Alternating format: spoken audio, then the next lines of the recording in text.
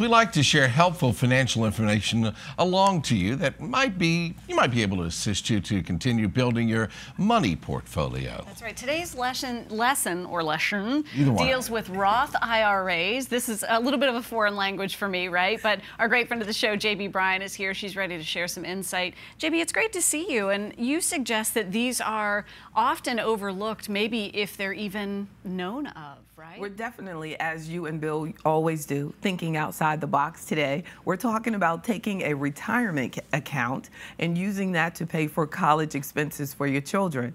We'll find that a lot of millennials actually have just finished paying off their own college loan bills, and they're thinking about retirement and paying for college for their kids. So the Roth IRA is actually a good option that they just don't think about. It's often overlooked. A Roth IRA is a way to save after-tax money and use it for it's a retirement account to use for retirement, and the money is saved after tax, and you can withdraw it after 59 and a half without paying any taxes on earnings or contributions. What's the big difference between a Roth IRA and a traditional IRA?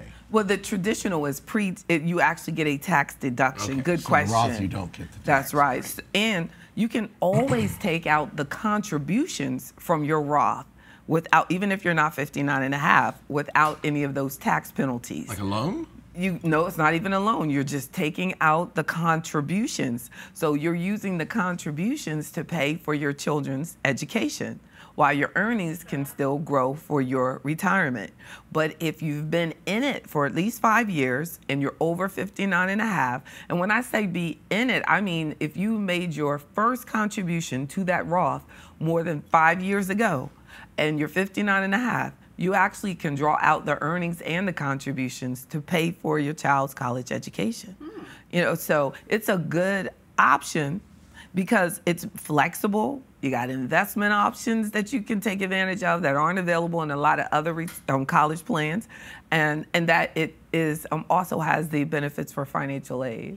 Is there a minimum in a Roth? I know the original standard IRA has a minimum. I'm glad you asked, because actually there's no minimum. It depends on which type of investment account you choose, because the Roth itself is just an account. It tells the IRS how it's to be taxed, but the investments in it will determine kind of what your minimum will be. Because if they decide to set up a brokerage account, and the brokerage account minimum, say, is the $5,500 or $200 a month or $500 a month, it depends on which institution you choose. But for you, under 50 years old, it's a $5,500 is the max you can put in. 50 years old or older, then you can put in up to $6,500 a year. And you have all the way till next April in 2018 to put in this year's contribution. You just have to make note that it's for the previous year. And you mentioned, of course, it was 59 and a half before you start to withdraw, or you need to keep it until that point. Is there a minimum in terms of opening one, and who can open one? You mentioned millennials, but is this anyone and everyone? Anyone and everyone can open up a Roth IRA, but your income really does matter. So if they're single with income above $133,000, they can't have one. You're married filing jointly with over like $190,000, they can't have one. So there are some income max for being able to get a Roth IRA. So you do want to check that out for the high income earner. But the minimum amount of contribution will depend on where you decide to establish which financial institution, and your financial advisor can help you based on your budget to choose which Roth IRA. But the bottom line is that I like about the Roth is that retirement accounts are not added into financial aid considerations. So when your student is filling out for what type of financial aid might be available for them, the Roth IRA, because it's the parent's retirement account, is not included in that consideration. Can I ask, I know that there is probably a timeline where you reach a certain age where a Roth may or may not make sense. True. Is that a well, fair guess? I mean, if you're 62, true. would you not want a Roth? No, if you're 62 and you're still working, you may actually want to Roth more than anyone else, because you might be 62, you're maxing out, you're playing at work, and you're saying, I still have more money to save, because you may have just got your kids out of college from a Roth IRA perspective. Yeah. So you finally have some extra money, or you just paid your house off. So you would actually, the Roth IRA is a good option for you if you're still working.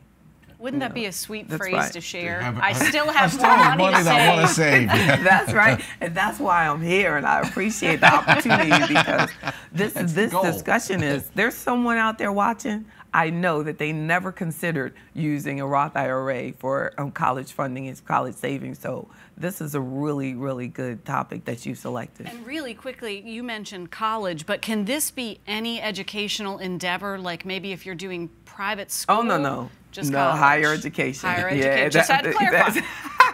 That's right. That's right. But since you can draw out the money, they could actually use it for that. Yeah. You know. So the that actually, because that's a good point, because with your traditional IRA, you would have to worry about the higher education. But with the Roth IRA, let me actually correct that. You could, since you can draw them out without penalty, they don't really, ask you like, what do you need this for? It could actually double as an emergency fund in a way.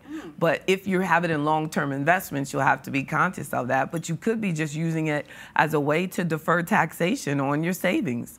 So it's got a 1-2 punch to it, that you can use it for 3 punch, right? Retirement, college, and emergency, because you can get access to it.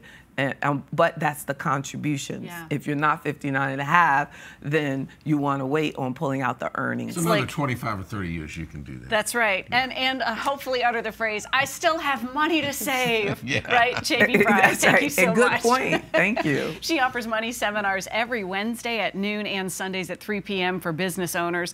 The workshops are free, but pre-registration is required. We'll have a link on our website later today, WTVR.com/VTM.